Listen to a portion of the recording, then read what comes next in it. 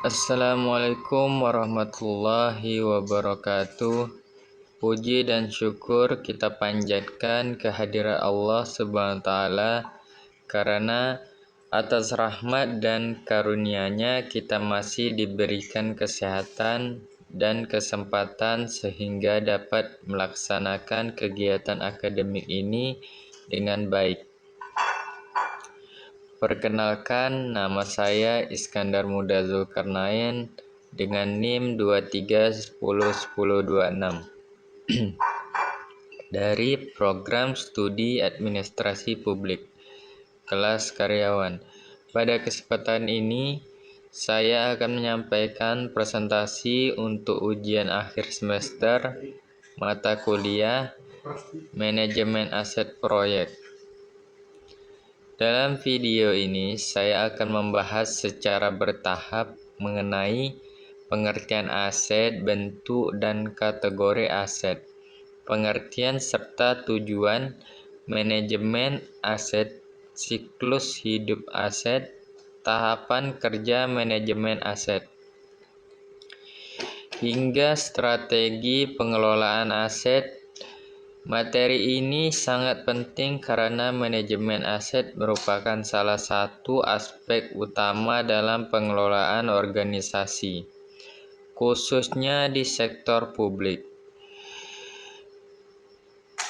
Manajemen aset dan proyek. Aset merupakan sumber daya yang sangat penting bagi individu, organisasi, maupun pemerintah.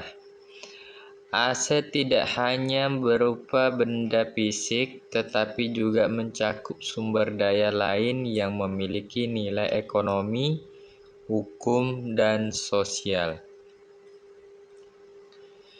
Dalam konteks organisasi dan proyek, aset digunakan untuk menunjang operasional, meningkatkan pelayanan, serta mencapai tujuan yang ditetapkan.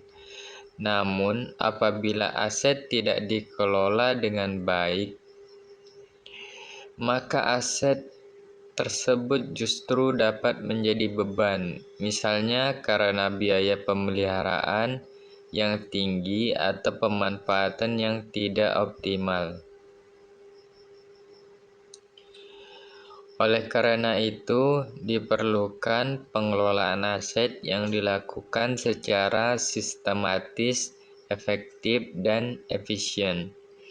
Agar aset dapat memberikan manfaat maksimal baik secara ekonomi maupun sosial, manajemen aset juga berperan penting dalam mendukung keberhasilan proyek karena proyek pada dasarnya menggunakan aset sebagai sumber daya utama.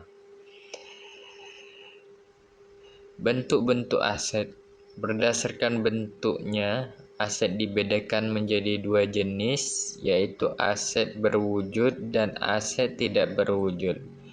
Aset berwujud atau tangible aset adalah aset yang memiliki bentuk fisik dan masa manfaat lebih dari 1 tahun atau lebih dari 12 bulan. Contoh, aset berwujud antara lain tanah, gedung, dan bangunan, peralatan dan mesin, serta irigasi dan jaringan. Aset berwujud umumnya mudah dikenali dan dinilai secara fisik, namun tetap memerlukan pengelolaan yang baik agar tidak mengalami kerusakan atau penurunan nilai. Sedangkan aset tidak berwujud atau intangible asset adalah aset non-keuangan yang tidak memiliki bentuk fisik tetapi memiliki nilai ekonomi dan hukum yang sangat penting. Contohnya adalah hak cipta, paten, lisensi, dan hak kekayaan intelektual.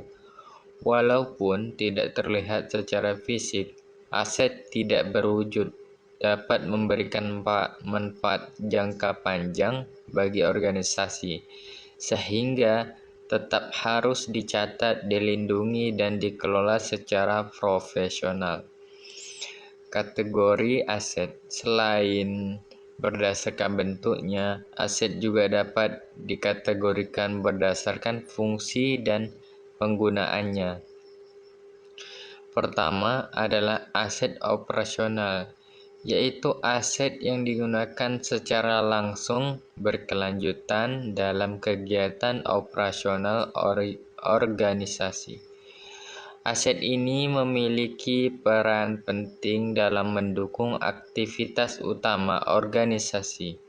Kedua adalah aset infrastruktur, yaitu aset yang digunakan untuk kepentingan publik serta jalan, jembatan, dan fasilitas umum lainnya.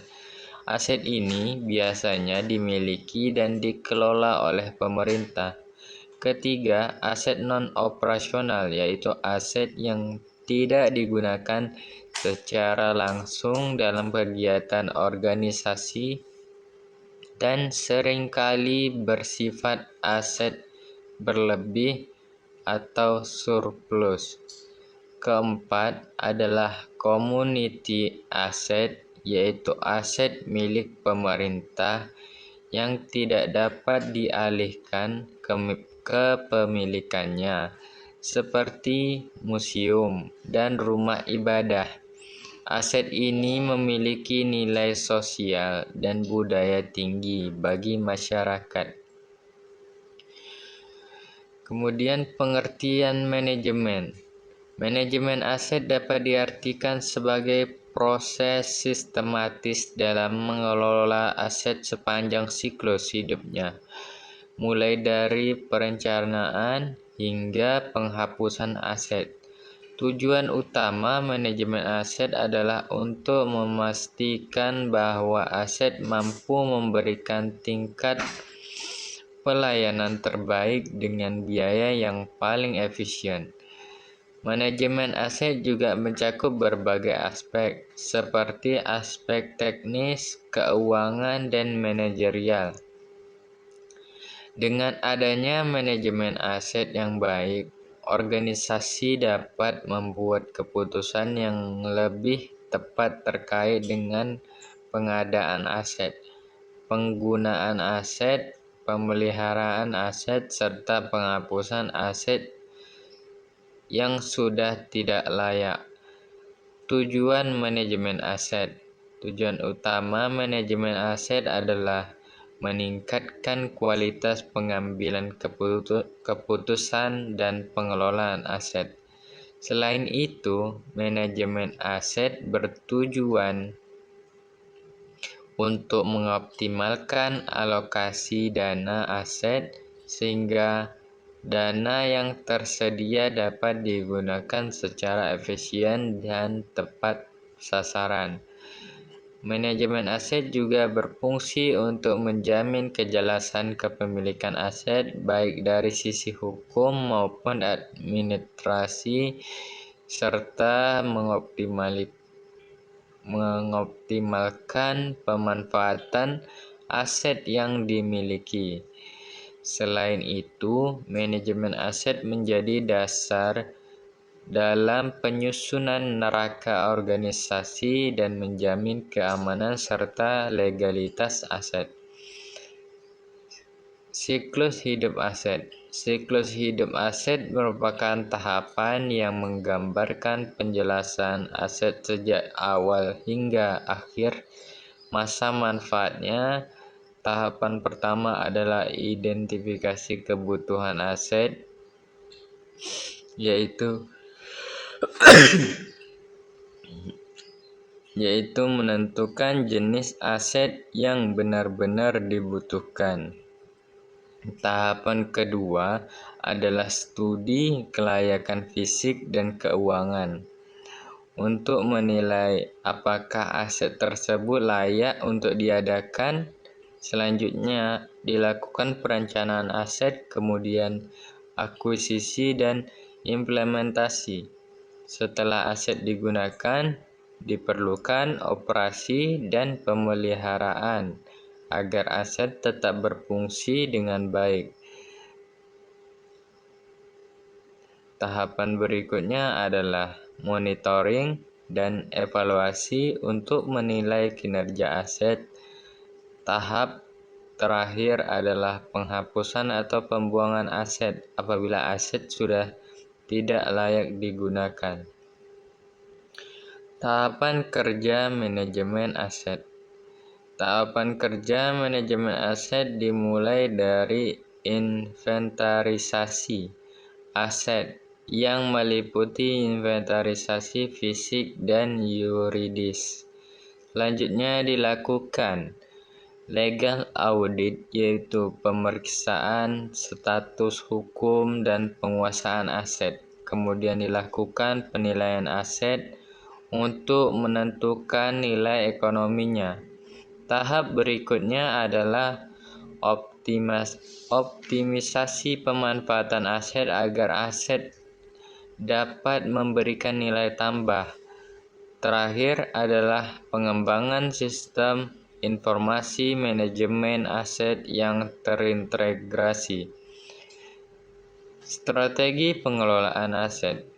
Strategi pengelolaan aset merupakan proses berkelanjutan dalam menentukan jenis dan tingkat aset yang dibutuhkan organisasi.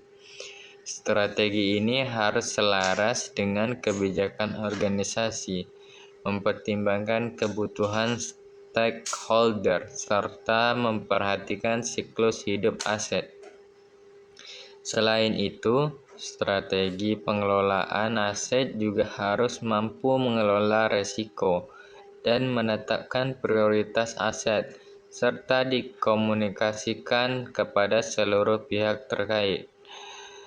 Sebagai penutup, dapat disimpulkan bahwa manajemen aset memiliki peran yang sangat penting dalam menunjang keberhasilan organisasi dan proyek. Dengan pengelolaan aset yang baik, organisasi dapat meningkatkan efisiensi, efektivitas, transparansi, dan akuntabilitas. Demikian presentasi yang dapat saya sampaikan. Terima kasih atas perhatian Ibu dosen. Wassalamualaikum warahmatullahi wabarakatuh.